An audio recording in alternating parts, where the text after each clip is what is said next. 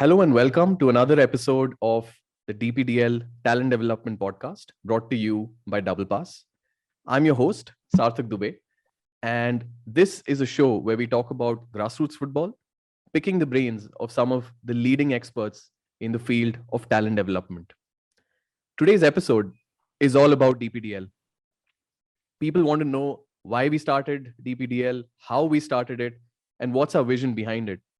And who better to share the experiences with me than my fellow co-founder, Rajat Baid.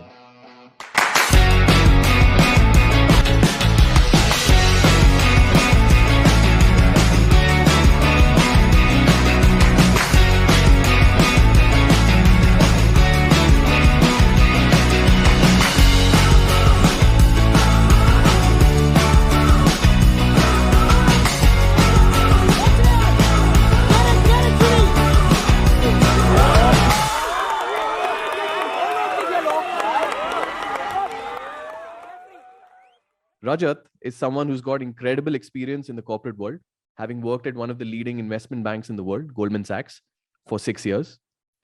Not many people know this, but he's an expert in neuro-linguistic programming. And a lot of people should know this, that he's one of the most passionate individuals I have come across in Indian football. So Rajat, welcome to the show. How's it going, man? Well, thank you for having me. And I must say, this podcast is really, a very exciting and engaging way to connect with the audience. I listened to the previous podcast with Ariel Jacobs, and I think it was beautifully, beautifully scripted, beautifully handled. And then I think the kind of questions that you were able to get him to answer, and to allow our Indian audience access to speaker like him is truly, I think, is wonderful. And I hope this podcast can really continue to grow, and we can have many more speakers on this podcast to share the stories of talent development around the world. So a lot of parents, a lot of coaches, people who we've been seeing over the years at the league have been asking us of late, why did we get started with this? What's our story? What's the reason behind DPDL? And I think a lot of people want to know what is our story, what's our background, where did we come from, and how did we end up with the league here in Bangalore. So I think today's episode is based off of that, the request coming in from parents, people trying to understand more about us, our story, our background. And yeah, so today's episode is about us, man, the co-founders of DPDL. So Rajat, how do you where do we even begin, man? Where could we begin? Yeah, it's a long story, and maybe we need to go back several years down the line when we first met, and we first met in a very different environment. It wasn't football, it wasn't kids, it was in fact in a corporate setting, working at an investment bank back in 2014, 2013 is when I think we first met. 2014, yeah. 2014 is when we first met, but there was always football in I think in our very first discussion that sort of ignited a shared passion, and that really build that bond. I wouldn't use the build the bond, but I would say that really sparked the desire that we had within ourselves. And I think it's when I think about it now, almost 8 years down the line, it's still I can still very distinctly remember when you were fresh out of college and I was already there at Goldman Sachs for about 3 to 4 years. Very settled in, very comfortable with the way life was treating me, and it was this real excitement about football that really sparked. I remember going to and I think BFC at that time had just they were one season in, so there was football into the happening into the I League, and so I remember heading to the stadium with you, and we were having some really interesting conversations about Indian football, about just the teams we support, and where we want to see Indian football. And that, I think, was the start of this journey. And everything that we've gone through, what DPDL has gone through, how it came about, how we conceptualized it. I think it's been a beautiful journey. And maybe if you want to add a little bit about, what that was from your side, and what it really felt like, and, the moments that you remember. Yeah, I think you hit the nail on the head there with the beginnings of the story, because when we were working at Goldman together, and for our listeners who don't know this, Rajat was actually my manager as well at GS for a brief period over there. So I mean, I think apart from the corporate side, where I learned a lot just working with Rajat and building that bond on on the friendship side, I think what really I remember is those BFC games that we went to together after work, sometimes on the weekends as well, where sometimes in between work, when there was 7:30 kickoffs.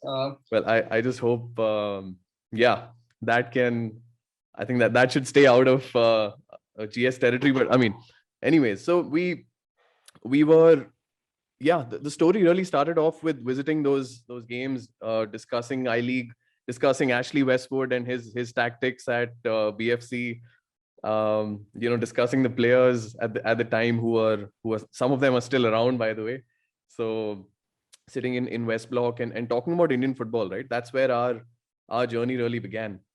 And I think there was a time when you left me and went to London to go ahead with a certain project at GS, and then of course that was a different experience for you, and it was around the same time where I decided to quit my job and jump into maybe studying football a little bit more. That's where I too went to the UK. Now, I think our shared passion really began at the FIFA Under-17 World Cup back in 2017, where we met once again. By now you had quit your job. I had come back from the UK, and then we were once again united at the Under-17 World Cup, where this is what we had spoken about all those years, man, to see India at a World Cup, and we were there at the opener. Do you remember anything from that game, the first game in Delhi?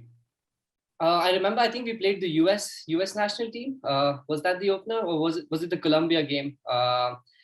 Yeah, and I think it was US first, and then Colombia. Yeah, and we lost by the narrowest margin. And I think there was definitely a lot of fight that we saw. With by which the Indian team was out there on the pitch. There was so much support. I think the stadium was jam packed. They had all these school kids come in. To fill up the stand. I think it was a really proud moment for us to actually see, and I know it only happened by the virtue of us hosting that tournament, but I think it was a very proud moment for the country and the football fans of the country, just to see India compete at that level. You may say it was just an Under-17 World Cup, but I think regardless of what age group, when you represent your country, there is immense proud, of course, for the players, but also the supporters and the entire nation. And I think it sparked a fire that we want to do something for football in India. We want to do something that the future of Indian football is bright, is prosperous, and that's of course a journey that's not an easy one. But really just watching India on that stage in that stadium, competing against a team that's ranked several times better than India, was a great feeling, I would say. And that really was the start, like you said, of us coming together and really of what came about in the years after that. It was beautiful, I thought. Correct. That World Cup, man. I think that's the starting point of where we decided to really partner on this and really move into this to fulfill our passion of contributing something for Indian football. And from there onwards, I remember in 2018 is when we were conceptualizing it all the way throughout 2018. When, if you remember, the first time we met Richard Hood, who's today obviously doing really well with the FCBU here in Bangalore. But I think meeting Richard was the next spark. If the World Cup really ignited a spark, I think meeting Richard ignited a fire, and I think he really inspired us. Yeah. Correct. And Richard at that time was the head of youth development at All India Football Federation. And I remember we sort of put an entire 60-page presentation about developing, a talent development ecosystem, starting off with Bangalore, the area we were most familiar with. Yeah. And us going into, in fact, we met him at a Starbucks, if I'm not wrong. Yeah. That meeting lasted it was a CCD. It was a CCD in Indranagar. And that meeting lasted about 60 to 90 minutes. And I think we were very fortunate because Richard already had a few people who had spoken to him about doing similar things, competitions. The concept of baby league was, just about coming up at that time. There were a couple of them, I think there was one in Meghalaya that was happening at that time. Maybe a smaller one in Maharashtra as well, in Mumbai, but nothing that Bangalore, Bangalore had at that moment. And he introduced us to a few folks, and that's where our first real experience of organizing a competition came about. Yeah, I think that's where we learned. That's where we learned the trade. Just Richard connecting us to the right people and us taking the project forward with them. It's the first time we really got into executing the vision that we had. For us, it was never about just organizing leagues, right? That's the important point here. For us, it was about building a larger ecosystem. It was about building something which is like a development pathway, where kids can climb their way through this pathway and really dream of playing either for the nation or dream of playing professional football. That was really the vision. And I think the meetings with Richard, the experience we got working at another grassroots league really started this journey that, hey, maybe you and I can do this as well. Absolutely. And I think about that same time, Double Pass happened. Yep. And with all the learnings, that were happening simultaneously, just not about, I think, executing the league, but the things that we learned around talent development, things that we learned around how to run clubs and academies better, how to improve players, how to improve coaches. So there was so much happening at that time, and I think it's always a learning process. I think we're still learning even today. But I think all of those things, coming together at the same time was, I think it was opportunity that while we were not fully ready, I would say, but it was something that we really wanted to wanted to put our feet under and really explore the waters, and and looking back at it now, I think it's been a marvelous ride. And I hope that the work that DPDL has started in Bangalore can grow multifolds and grow into other cities of the country, and we can really create this platform and a pathway where not only kids are coming in, week out, but a culture of a football culture can be developed that engages parents, engages coaches, engages federations, and really brings the entire ecosystem together. Absolutely. And just before we jump into the starting of DPDL, right? The first seeds that were sown for DPDL, I think doing that league in 2018 before DPDL, where we were really learning how to do things and building a network as well. Do you have any memories from that? Because I have a few for sure, but I think that's where we first realized that this whole ecosystem that we're trying to build, it's not just about the kids. It's also about the parents. I felt like the parents were a bigger stakeholder in this than the kids themselves. Absolutely, and I have very, very clear memories of a few incidents that took place. A lot of them were good, actually. Some not so good. But I think what we realized is, like you said, it wasn't just about the kids. Kids obviously were an integral part of it because that's who we were focusing on. But then there were parents, there were coaches, there were referees, and when all of these stakeholders are together, in a common place, there can be tensions that arise, and that's the nature of sport. And sometimes it can be very difficult to manage that. But I think over the years, I think we've learned some invaluable lessons about how to deal with that in the most effective manner. And And I think another big learning, I would say, is, we weren't just getting them together. I think we were also, in a way, educating all of these stakeholders in a certain way, be it the parents, what is the best behavior that they need to put on when their children are performing, when their teams are performing, referees, how do you sort of, resolve conflicts? How do you deal with parents on the touchline screaming? So it was very challenging, I would say.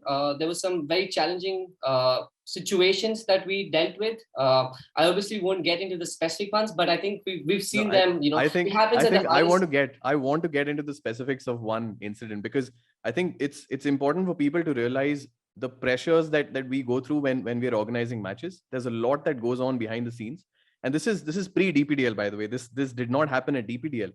But at the league that Rajat and I were representing, and working before this, there was a moment where I was on pitch 1 and you were on pitch 2, right? And I wrapped up the matches here, did all the operational closing stuff, and then I was walking towards pitch 2, and I see that the players are on the pitch, the referees are on the pitch, but the match is not happening, and there's like a crowd of 20-25 people in the corner.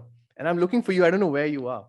And then, coming on to pitch 2, I see that you were right in the middle of that, 20 of those 25-30 parents who had gathered around, and you were right in the middle, and of course it was, we obviously won't get into the details of what had happened there. Of course, there was some disagreements between the referees and the coaches, and the parents decided to jump in and stop the match there.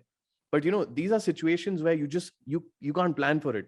These things happen, and you have to manage them in the best way. So yeah, for people who do visit our league, these are some of the pressures that we have to deal with. So be nice. Yeah. In fact, I think how it started off was, I think there was a goal that was disallowed. And that's really what sparked the incident. And then things escalated from there. And then, when sometimes things are not going right, you'd sort of you try to bring in other things. So there was, allegations of age cheating that came about. There were a lot of other allegations that, was brought into that conversation. And I think from that particular experience, I think we've learned a great deal about how to handle such situations. And I think parents, because we've got parents who are frequent to the league, year after year. And I've seen tremendous improvement in behavior, from parents. I've seen tremendous improvement in behavior from the coaches, from the referees as well, the way they interact with players, the way they interact with coaches, the way they interact with parents. So I definitely see a lot of improvements that are happening on that front. And I think it's an ever learning process, because sometimes in the heat of the moment, things can spiral out of hand. But it's important how you control those emotions at that moment, and really go about things. But yes, it is certainly not an easy job, handling these different stakeholders at the same time. Correct. No, I don't think you could have put it any better, man. Because, when, like you said, these were learnings for us. These were things that we, took on board and really planned for when we were planning for DPDL. How can we avoid these kind of situations? How can we educate the parents? How can we educate the coaches? How can we educate even the referees? Because at this level, when you're working with 6-year-olds, 8-year-olds, 9-year-olds, it's not about flashing red cards and yellow cards. It's actually about really educating those kids on what they did wrong and why they shouldn't do it. So even the role of a referee is actually very different at the grassroots level. So it's about soaking in these things and really putting together, our baby, almost, we can call it DPDL, right? And I think that's where it all started off. Of course, we had this wonderful connection with Belgium, with Double Pass coming on board to support this project. And yeah, I think that's where it started off. So do you remember the first? Of course, we went through a lot of challenges just setting this out together, because this is an unknown territory almost that we were entering on our own. Before we had support, but this is now for the first time on our own. Do you remember any particular challenges onboarding teams onboarding teams, man? Do you remember that? How was that process? I wouldn't say a particular challenge, because there were several challenges. I think first of all, I think what we have to what we had to consider back then was this whole concept of competition, whole concept of games. It was pretty unknown that you would want your academy kids to come in and play for 6 or 7 months in a season every weekend. Yeah. Now, for everyone's, for some context setting, usually how the cycle works, at the academy level, in our grassroots setup, is where kids usually, school Monday to Friday. Some do training sessions in evenings, but primarily trainings, are happening on the weekends. Obviously, the culture of match day was missing at that time. So I think just changing the mindset of academies from you train on the weekdays and you prepare and you play the game on the weekend. I think that was the biggest challenge, and to do that over a period of 6 months, week in week out, I think was even bigger challenge, because everybody had to change their entire program around it. Their training cycle, how they would work with the different age groups that they have. Some of these academies that play in the league have almost 100 kids. So imagine working out an entire schedule, revising the entire training schedule can be a challenge. And I think we saw a lot of pushback on that front to begin with, definitely. So I think that was one. The other big challenge that I probably can think about was just the entire organization, from the academy's perspective. How do you bring all the kids together on the pitch, because all of them live in different parts of the city, and you have a time that you need to make sure you're present at the venue to be in time for your game. So just the kind of effort it took to convince academies to go back and convince the parents from their side. I remember there were specific academies where we held sessions with parents directly. We spoke about why this league is important, what's the benefit for you, and how we can really make this work. It was definitely a challenge, but I think once we were past that initial conversation and we had buy-in from a few teams, we saw that it was accepted, and they understood that why this is so important for them, competition. And I think we can speak a little bit about the importance of competition and how that's a missing piece today in our ecosystem. But really, the buy-in from the academies was definitely one of the biggest challenges that we had to overcome at the start of this journey.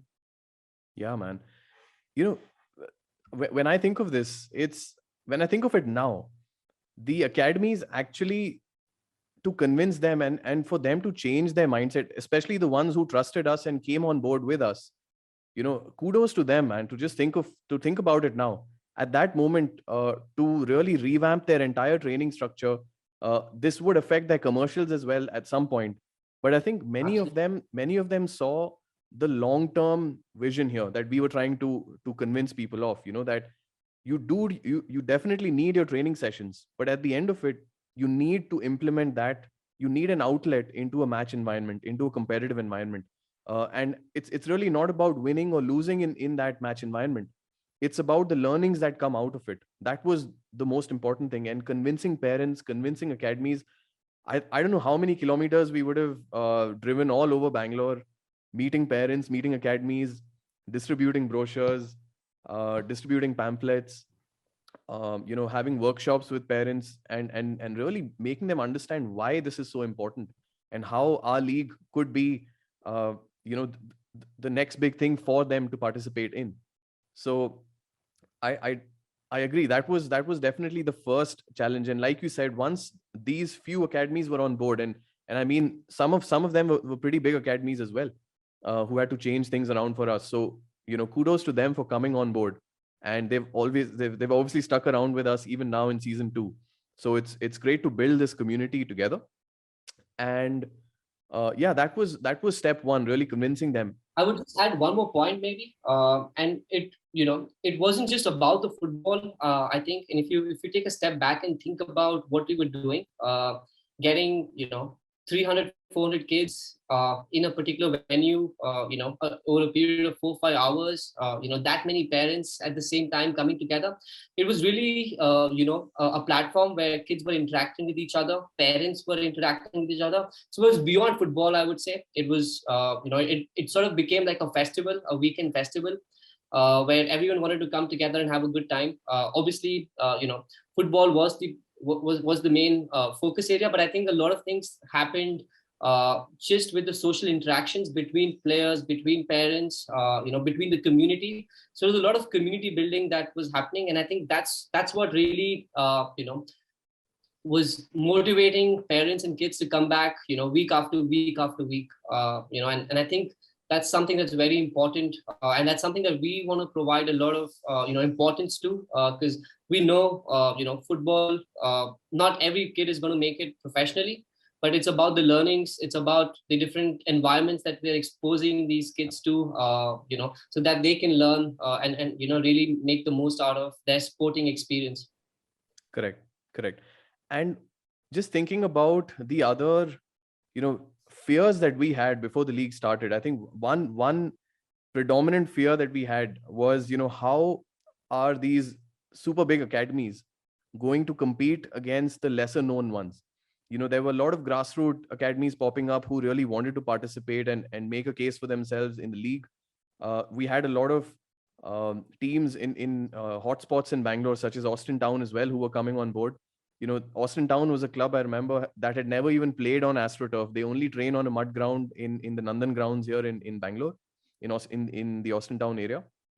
And just thinking about what the repercussions could be, because if the score lines go upwards, let's say double digits, what could that have an impact? What kind of an impact that could have on kids, on coaches, on the community itself?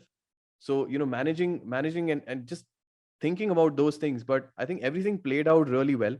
The start was, what do you remember about the start, the opening day? Do you remember that? Well, the opening day, I mean, again, for the audience, the way they see it is, everyone coming in, playing their games and going back out, but the kind of work that goes in, first of all, the logistics, all the different stakeholders, communication with them, be it the referees, be it the partners, be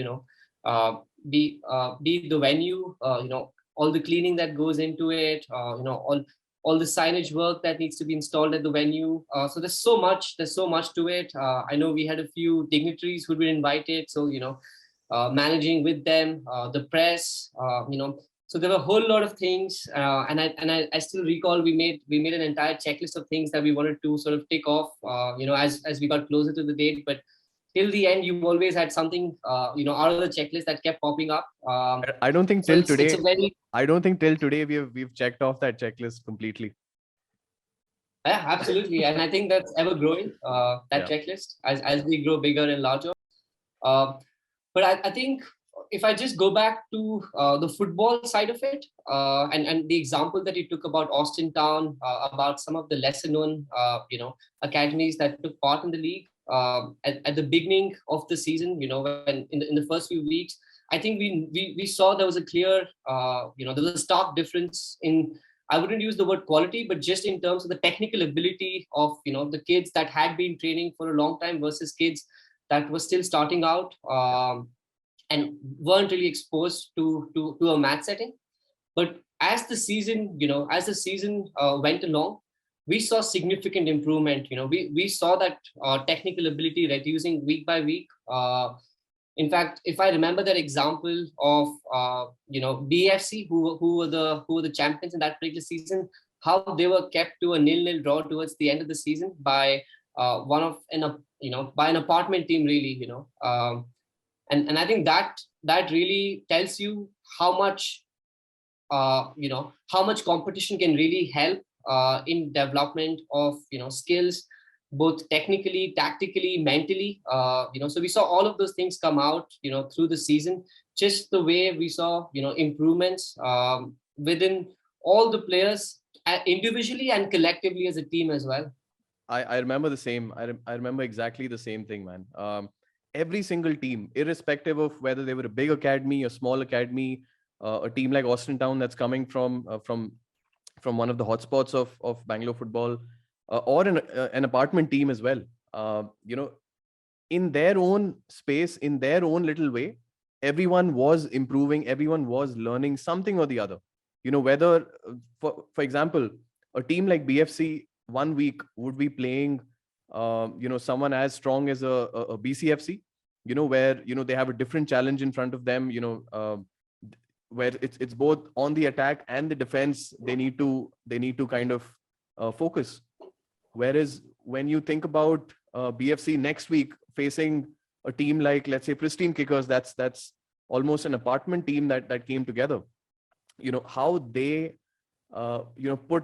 put their plans of just parking the bus now, and holding them to a 0-0 draw. I feel like that story, that match, really summarizes the essence of DPDL. What we were trying to achieve. The very fact that every team has different reasons to participate. Some of them are extremely good in terms of technical ability, in quality, in game sense. The others are not so good. They're still learning, right? And they're still wanting to improve. And it's about bringing these ideologies together and seeing what really comes out on the pitch. And that match really summarized it for me. The fact that this team, BFC, actually went on to win the under 11 title, and they had players who are some of the biggest names in Bangalore youth football today.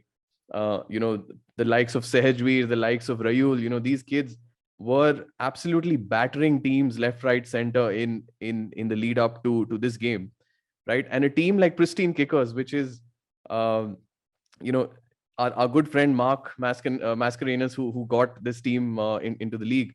Mark, obviously being a former India goalkeeper, he knows how the business works, and he knew the quality of his players. No disrespect to any of them, right? He knew the quality that he's coming up against, right? And the very fact that he had analyzed this and he came up with a game plan, right? Whether it's right, whether it's wrong, whether it's whether parking the bus is a good thing or not, it's not about getting into that. But the very fact that he learned something throughout the season, and he knew the quality that he's coming up against, and he decided, okay, I'm going to defend for my life in this team. I'm going to make it so difficult for BFC that they cannot score. That thinking and the commitment that his players, who were his players, showed. The fact that they held them to a 0-0 draw at halftime was an achievement in itself. I felt like, okay, people are learning from this, and that's the most important thing. Of course, the result of the game doesn't matter. BFC, obviously, keeping in mind their quality, even on the physical side, they were a lot better. And I think at some point that got to Pristine Kickers, and they ultimately ended up losing the game by a few goals. But I could see the coach of BFC, the star players of BFC, they were a bit confused, what to do. And this was the very learning of DPDL, that even a team like BFC should prepare for such situations where they will come up against teams in their professional career, where they have to break them down. And what better way to start learning that? Yeah, definitely. And I think that day BFC really had to work hard to get those points. Yeah. And I think, and again, that game, I think, is a true testament to what we're trying to achieve at DPDL, where regardless of, your technical ability, the level of football that you're currently playing at, the progression and the improvement that we've seen in these kids, again, not just individually but collectively as a team, has been, I think, just phenomenal. And I think, when moments like those happen, we really feel proud about, and very satisfied about the work that we are doing. And I think that's just one of those great, things you can look back and be proud about. Absolutely. And Mark Mascarenas, if you're listening to this podcast, we miss you this season, and we hope you bring your team again into DPDL next season.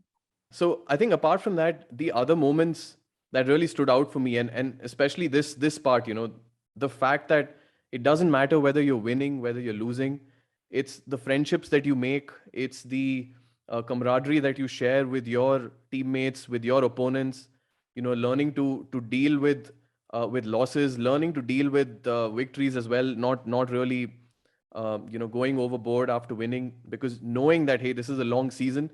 one week you'll win and one week you'll lose. I think those ups and downs for a 7-year-old, for a 9-year-old to learn that, to take that as an experience, something that'll stay with them all their lives, when they look back at it. This while you said that, there's one particular story that again comes to mind, and it's about these two kids who are not from Bangalore originally, and they traveled. So they live in Mysore. That's about 140, 150 kilometers. It's a 4 to 5 hour bus ride, 3 to 4 hour train ride to from between Bangalore and Mysore. And they would do that along with the coach from Mysore, who'd come along with them, and they sort of enrolled into an academy here just to participate in this league. I think that was a phenomenal story in itself. Absolutely. Where Saturday early morning, they'd leave from Mysore, get here just in time for the match day, and then spend the entire weekend in Bangalore training with the academy as well, and then get back. And then to do that over and week after week after week, I think that's just incredible. The commitment and incredible commitment, from the parents, from the kids themselves. Yeah, it's not easy because you've got school again on Monday morning. True. So absolutely. And I remember the likes of Austin Town as a team when they started off, right? This was a team that had, like I mentioned, never trained on AstroTurf. They'd never even played on it. They just had trained on the normal mud ground, and their coaches really learning from this tournament was very heartening to see as well. Again, for them also, it was not about the results. It was about adapting to conditions that they're not familiar with, which is an AstroTurf. Adapting to conditions such as playing with teams that they've probably never come up against, but they still have to grind out results. They still have to put up a show. And I could see their coaches really linking their training sessions to the matches. That was ultimately the objective that we wanted as well. That no matter what you're doing throughout the week, there needs to have some connection with the game. What is it that you learned from the previous game, and how you cannot repeat those mistakes, keeping in mind there's a new opponent coming. What would you want to improve on? I really saw many teams doing this, and Austin Town was one example, because we knew the coaches and we could see the training sessions that they were putting on as well. So yeah, I think that was something very interesting that came out from the first season as well. And the fact that they won the under 14 age group, I think that again, the raw talent that they had, and the fact that they worked together for over a period of 6 to 8 months, again was evident on the pitch, on evident with their performances, and I think the biggest satisfying moment about that Austin Town story for me is the fact that that's an area probably who would not have the opportunity to play with some of those teams simply from where they come from, right? But the fact that they were able to compete with them on that same pitch, and I think more of those stories are really inspiring for other such areas within the city where they can come and compete with the likes of BFCs and the likes of BCFCs, BBFS, who are more established academies within the city. So just the fact that they got to compete with them, on that pitch, and the opportunity for the players, I think there was added incentive, motivation for them to come and perform. But I think that's really the sense of DPDL. Absolutely. And I think something that we really stuck to was, having that adaptability as league organizers. While we had to look at the overall vision and make sure that is being adhered to, but at the end of the day, we were also managing the operations of the league, and we couldn't forget that. Do you remember any moments operationally where we were put under stress, and do you want to share something with the audience about the operational challenges that we faced? I think they're far and plenty, but I think it's the basics, it's the small things that sometimes you sort of tend to overlook. I mean, just making sure we had lunch available for the referees on time. Making sure they had they had something to drink during in that scorching heat. Things basic as that. Making sure there's The toilets remain clean. The games start on time. And there are so many of such things, that have to be absolutely, spot on time, and to manage that again, not just for a few weeks, but over a period of 8 months. I think we were very fortunate with the team that we had. Every member of the team contributed to make sure that, just all the aspects of the league were, perfect, and we didn't really provide opportunities to anyone to point fingers or, complain about certain things. So I think we were very lucky and blessed to have a great team that supported, the entire operations. And Yeah. and I think we've also learned through that, with SOPs in place now, how to be more efficient and how to be more effective in creating, the right atmosphere and experience for everybody, at the league. And then again, it's not just at the leagues, it's the things that happen before match days, the fixture management, the results, updating everything onto the app, so a lot of things that needs to, work seamlessly for everything to, be smooth, and appear smooth on the outside. True. It was 6 months of, I remember 6 months of constantly being alert, constantly being flexible, and being rigid in certain things as well. Because if we can't be too flexible as league organizers, otherwise, the whole show can collapse. So I think as we got into the knockout stage, I remember the first season was very competitive. We could clearly see, out of, uh, let's say, in the under 11 age category, there were a total of 16 teams that took part, and we could clearly see there were 8 or 9 of them that were almost on similar terms in terms of quality, and the other 8 as well, when we grouped them together, uh, the fact that they were not as good as the first 8, but they managed to compete against one another and really get more quality competition out, was something that stood out for me as well.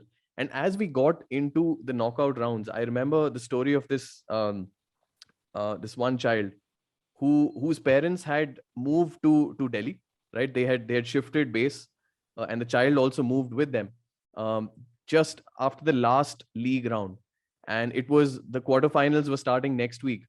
And I remember this kid and his parents, they took a flight from Delhi to come back and to play the match, to play the quarterfinals. And that itself actually moved me. The fact that the parents have shifted, they've moved out, and they still had the commitment to, and they could see the child's passion as well. The child was an integral member of the team. He didn't want to miss out on the opportunity, and the fact that he took a flight, he came back, and then we met his parents. I remember both of us were shocked, like, that someone could Yeah, actually do this it was for our very league, and touching. it meant a lot. Absolutely, it was very touching, and very inspiring too. To see that kind of commitment, uh, to play, but also to contribute to your team. The friendships, the bond that they have to get the team, and I think, yeah, that was a very special moment that we witnessed, during the knockout rounds. And if that parent is listening in today, hopefully we can very soon see you in Delhi as DPDL knocks on your doors over there, and hope to see the child play in DPDL uh, in the national capital itself, Absolutely. right? And I think from the same team, there was another story where one of the kids had injured his foot just in the last league round, and he decided to still show up in a wheelchair. Uh, right, he I think he broke his foot, right, and he showed up in a wheelchair. He was there all along on the sidelines, cheering his team on. A very touching moment, if you remember that. Yeah. And it wasn't 1 week. I think it was for several weeks, because I think he was out for about 4 to 5 weeks. Yeah. But every match day, during those 4 to 5 weeks, he was there. He was there before time. And I remember him having a pep talk with some of his players, motivating them, Yeah. cheering them on from the sidelines. And again, a very, very touching story that we got to experience, at the league. That you are part of a team, and even though you're not on the pitch, how you support your teammates. I think that's a very valuable lesson, that everybody had the opportunity to witness firsthand. True. True. let's uh, let's talk about the final day, right? I think there's one academy that really stood out, and we should mention them because they were one of the most successful teams in the city in terms of winning the DPDL age groups as well. They were super professional. We used to see them always on time, always well prepared with the whole team that's supporting. And the team that we're talking about is the Lions, BCFC, right? They went on to reach all three finals: under 7, under 9, under 11, and they managed to win 2 out of 3. Uh, what do you remember from BCFC's journey? Because it was a solid one throughout the season. Yeah. So when you say BCFC, the first thing that strikes me is Orange Army. Like the entire field was orange because the kids were orange in color. And I think what was most fascinating is the kind of turnout that we saw from parents at BCFC. Yeah. I think we had, if twice as many parents, for every match week who showed up. So I think that was phenomenal. The support that they had from parents and the kind of involvement the parents had showed throughout the 6 months. And I think even the level of understanding, of the parents, based on some of my interactions with them, I think there were some very nice conversations that I had with a lot of parents from BCFC, simply regarding, one, obviously football, but also things, outside football, about school, about, just generally about parenting, about things that they're doing. They were very well behaved. And I think it's just, it felt like a family. And it wasn't just, a team coming and playing football. It felt like a family coming together and really having a great time supporting the kids. The kind of improvement that we saw in them, throughout those 6 months, again, was phenomenal. But it was really the entire, the environment of how they did everything really stood out for me. And I think that's something that's exceptional, and not many academies, can say that about themselves. Absolutely. And they went on to win 2 out of 3 trophies. Of course, the third trophy was also quite a quite an interesting match, which Yeah, obviously, it was by the narrowest of the margin, right? It, yeah, it took a spectacular goal to decide that one. So correct. That goal went viral. That's one video of ours that we're very proud of. That's gone viral. And yeah, if you do follow us on our Instagram and Facebook and Twitter, do go and check out that goal. Still, it's one of the best goals that I have seen live, and to be scored by a 10-year-old, amazing. But I think what I remember on that final day, of course, the whole place had turned orange, and of course there were BFC parents as well who were cheering on. There were MRUFC parents who had reached the final of the under 7 and lost on penalties. I mean, even that story was so touching. Do you remember MRUFC? yes, absolutely. I think, again, the work ethic that they showed throughout those 6 months, and the fact that they took part in every age group, I think that spoke volumes. Again, not a lot of clubs, can say that about participation. The fact that they fielded a team in every age group, I think, is amazing. The kind of kids that they were able to, get onto the pitch, and again, the quality that they sort of displayed throughout the 6 months was, I think, top notch. They probably weren't one of the known academies at the start of the league, and I think by the time they finished, everybody in the Bangalore circuit knew about them. Yeah. And I think that's a great story in itself. Very enthusiastic parents, very enthusiastic coach. And I think, yeah, they bought a lot of energy, to DPDL. Yeah. And it's unfortunate they're not playing in the under 8 and under 10 at the moment, but I hope we can have them, for the youth leagues this season. I think do you remember this moment where during the finals, the under 7s, which is the little ones, the absolute babies of MRUFC, 6-year-old kids taking part in the finals for the first time, and their under 16 team was there to cheer them on the sidelines with every penalty, with every pass. These guys were like fanatics, fanatics behind the under 7s. And that was so touching to see that the under 16s are supporting the under 7s. yeah, it was just one moment for sure that stood out for me out of many moments on that final day. The closing ceremony itself, I know, just remembering the time when the kids got hold of their medals. We gave medals to every single kid that participated.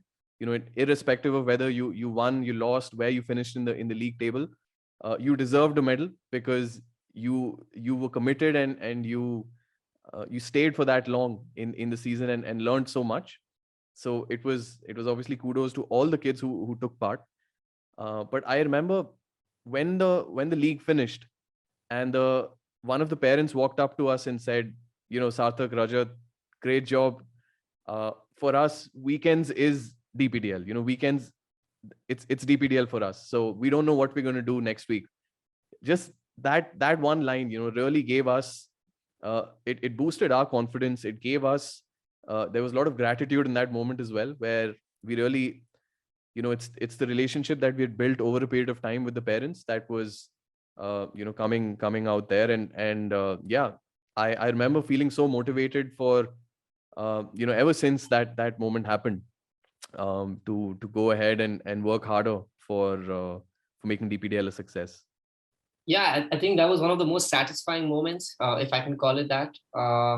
The fact that the work that we did was recognized, acknowledged. I remember a parent asking, "What are we going to do the following weekend now?"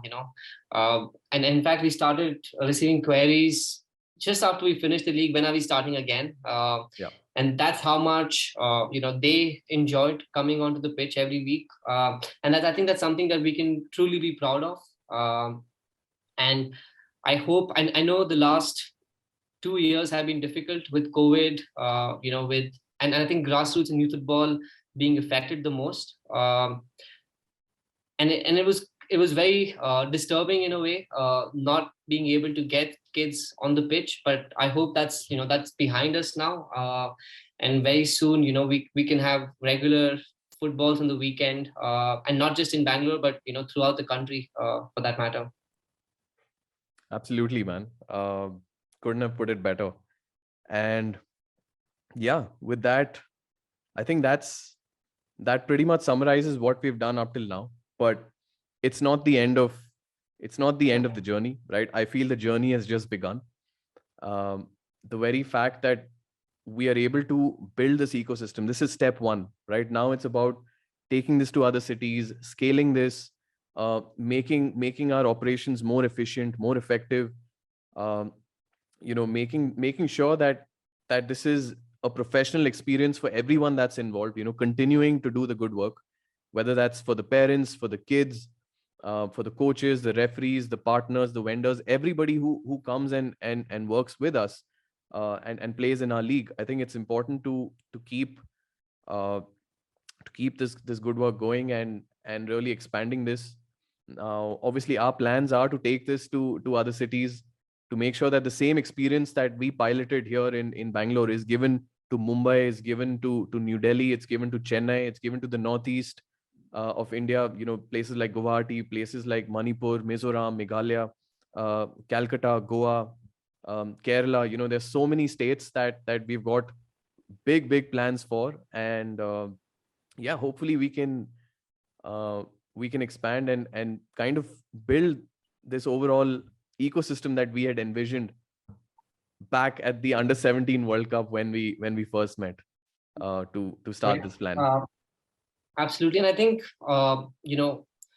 and I think what we have to, or what we want to call out for our audience is, we don't want to be just organizing competitions, or just getting them to come and play on the weekends. I think DPDL is, far beyond that.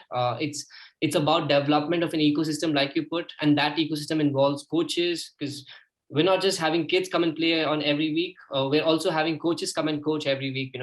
We're having parents come in every week, so it's about educating the parents and about the role that they can play, in their child's sporting journey. It's about working with the clubs and academies that participate, with the expertise that Double Pass has to offer in terms of talent development and all the aspects that makes an academy successful. So the vision of DPDL is to really create a culture of football in the country, where kids play every week, but at the same time improve the standards of the football ecosystem that today, are not as competent and not as developed as some of the other nations. And I really hope that we can achieve that, through DPDL in the years to come. Absolutely. And before we end this podcast, I think I just want to give a special mention to our team who actually makes sure that this show goes on, right? Rahul, who works day and night behind the scenes, making sure that the operations, the business aspect of the league is running. We've got Anand behind the scene as well, who is working so hard. We've got our creative design team. That's Karthik Handa sitting in Delhi, and we've got Arpit sitting in Delhi as well, who's working so hard on the marketing and social media side. So just want to mention these guys because it's the entire team that makes DPDL happen. And our idea is to expand. It's to make sure that we do good work and contribute to the growth of Indian football. I think there's another very, important people that we need to thank is the state association in Karnataka, first of all, who've given us the opportunity to conduct these leagues, to sort of. So I think we've been very lucky to work very closely with them, and the support that we've got to them. I think they're very development driven, and that work, is clearly. Again, shown with the work that we've been able to do, because it can be a challenge sometimes, in our country, if you don't, if you're not supported by them. So again, big thank you to them. Big thank you to the referees. It's a difficult job to come out, on a Saturday, on a Sunday. Some of them actually have a second job. They have a full-time job and they do this on the weekends. So to take that time out, in the heat, very difficult again. So big thanks to them, and again everyone who's been part of the DPDL journey, who supported us throughout the very beginning. A big thank you to all of you, without who we wouldn't be where we are today. Thanks for listening in. So much to learn and so much to absorb from that episode. I hope you enjoyed it. Catch us again on the DPDL Talent Development Podcast as we bring to you another episode with a leading expert. Until then, we'd love to hear from you. Follow us on Instagram, Facebook, Twitter, or shoot us an email at developmentleague@doublepass.com. Take care